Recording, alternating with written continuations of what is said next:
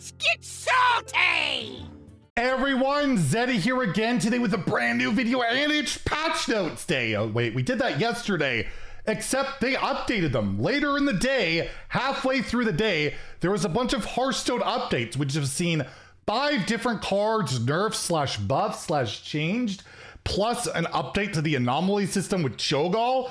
So we're gonna go over all that. And this patch will go live later today. This video should be live, uploaded around 6 a.m. Pacific. So the patch normally goes out 4 hours after that, which has like the Battlegrounds update, all that good stuff. I'm planning on streaming right at patch release. I don't know, why not? I'm gonna come back to streaming today. So if you wanna come hang out over at twitch.tv/Zeddy, we'll check out the new shop update. I gotta get my legend climbs in standard WoW. Maybe I'll check out Battlegrounds. Should be a lot of fun, and I haven't streamed in like 10, 11 days. So I would always appreciate your company. And if you enjoy the content on the channel, if you like, I've earned your subscription, please hit that sub button down below. Give the video a like, it helps us out a ton. So yeah, the patch notes, it's all like Battlegrounds and bug fixes and stuff. But if you scroll all the way down, you'll note there is new Hearthstone updates. We missed these updates when we first put together these patch notes. They're also going live with patch 28.2. These are not the balance adjustments being made in anticipation of the World Championships on the 16th and 17th. More info on these changes is expected later this week. So if you're hoping for like Sith Mage nerf or Mage Warrior nerf, more Paladin nerfs, or whatever it is, if they're coming or when they're coming, it's later this week, we'll find out. Of course, I will keep you guys posted on that. So there's some anomaly updates. So basically Cho'Gall creates these anomalies. If you play him, we'll talk about Cho'Gall in a second because he's changed too. They buffed him, I guess you want to call it that.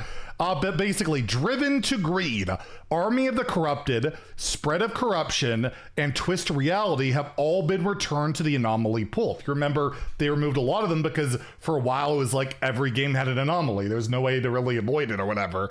And well, now that's not the case. Or then it was like 25%. So they were really impactful, and for something going on as much as it wasn't quite as good or, you know, healthy for the game.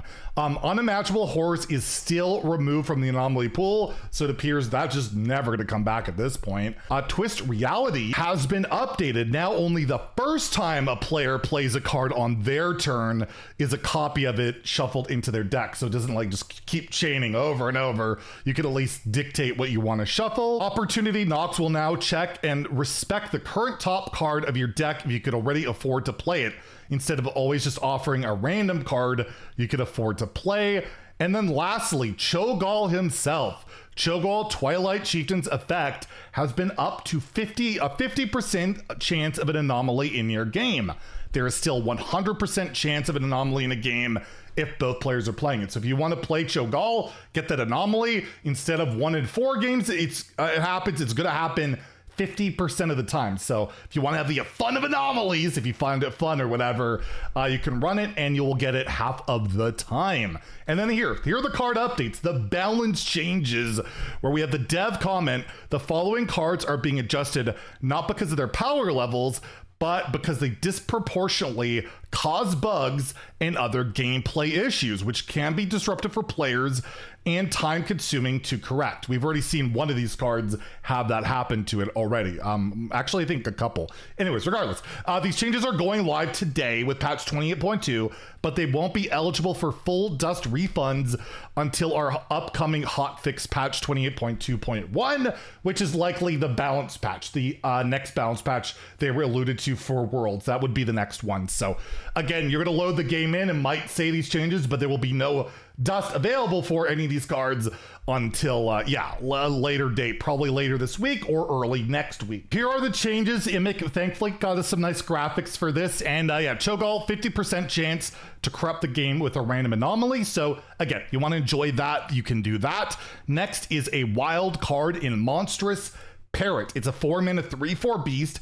Battlecry, repeat the last friendly death rattle that triggered. Now it'll be Battlecry, get a copy of the last friendly death rattle minion that died. So that's way worse. You don't get the death rattle effect on the board. You just get a minion in your hand. Like, that's awful. They probably should make this like a 3-mana 3/4 or whatever. But yeah, this card, although not exactly prevalent and wild, sees a little bit of play in duels with the death rattle package, I think. But overall, yeah, that absolutely sucks for the card. But again, they're not nerfing these because they're problematic cards in a sense of balance. I guess there's just been a lot of bug issues with it, and they just want to nip it in the bud before it gets even more out of hand. As we know, this card did create issues for a little bit with, from the other side, is Fate Splitter. This is a standard card at the moment. It is a 3-mana 3/3 neutral epic.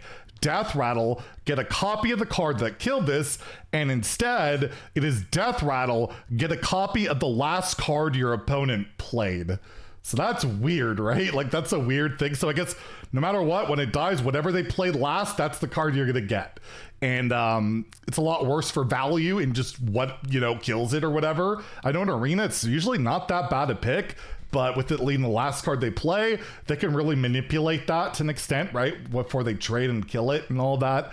A lot worse, obviously. And again, this card was creating issues, like we said already, from the other side, created issues. And I think they're just, again, a card that's creating too many headaches for what it's worth. But again, just kind of sad. But again, we'll get dust refunds for this eventually, so be aware of that. Counterfeit Blade. This is a wild rogue weapon. It is a 4-mana 4/2 weapon. Battle Cry. Gain a random friendly death rattle that triggered this game. Now is get a copy of a random friendly death rattle minion that died this game. It sure seems like proccing death rattles and getting effects is really problematic for their code or something, because it's just giving us cards now. It's not giving us effects, it's cards. But there's cards like 9 lives that still exist that can do that. So I don't know. These cards, I know Counterfeit Blade has been buggy, has had issues. It can even get it like itself and stuff, which can be really annoying. And I don't think, well, obviously it won't happen anymore. It's a Death Rattle minion. But again, if you're into that style of deck, I know there's Death Rattle rogues that play it, but they usually run Necrium Blade these days. But again, something to be aware of. And then we also have the absolute menace in Wild. Wild is saved now that Madame Goya, that's right, Madame Goya is getting nerfed. A 6-mana 4/3 neutral legendary. Never thought I would get dust for this card. Choose a friendly minion, swap it with a minion in your deck. So you could just swap it with whatever, with the ideas like cheat out something big with a token on the board. Well, now she's Battle Cry, choose a friendly minion, summon any copies of it in your deck. Right? That's a totally different card now. Like, she's completely different. Mark already replied to my tweet about it. It's like, it's not a nerf. Waha. And I could already think of, like, you shuffled a bunch of Elwyn Boars into your deck. You could shuffle in the, like, Mogu Cultists. And then you play one, you Madame Goya it, and you, like, fill your board with that stuff, right? There's actually some pretty cool combos that Mark will be doing. I don't think it's going to be a meta-relevant card, but I feel like this is actually way cooler and spicier for, like, meme combos than the original version. So we'll get dust for this card if you happen to own Madame Goya, which of course I do, and because I own it, I want to have all the cards. I'm probably not going to dust it, so Blizzard gets away with another one.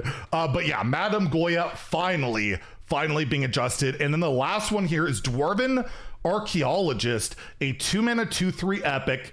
After you discover a card, reduce its cost by 1. This is an ongoing effect that I guess could be abusable and all that. It is now a 3-mana 3/3. Now you just Battle Cry, discover a card. A card. Any card? I guess just discover a card. Reduce its cost by 1. Totally different card. Way worse. I don't know. I mean, you could play it like your Reno decks maybe for like some value. But total rework of the card, right? Like, doesn't really do much of what it used to do at all. So yeah, there's just all these changes. These changes should be going live later today. Again, dust refunds will be going live, I believe, as I said, at a future date, 28.2.1. But yeah, that's it. That's the major changes. And hopefully, if you guys want to hang out in the stream, twitch.tv/Zeddy, as I mentioned, and yeah, enjoy the dust if you happen to have some of these cards, because most of them don't see a heck of a lot of play. Anyways, if you enjoyed the video, please like and subscribe. Have a great day and stay salty, my friends.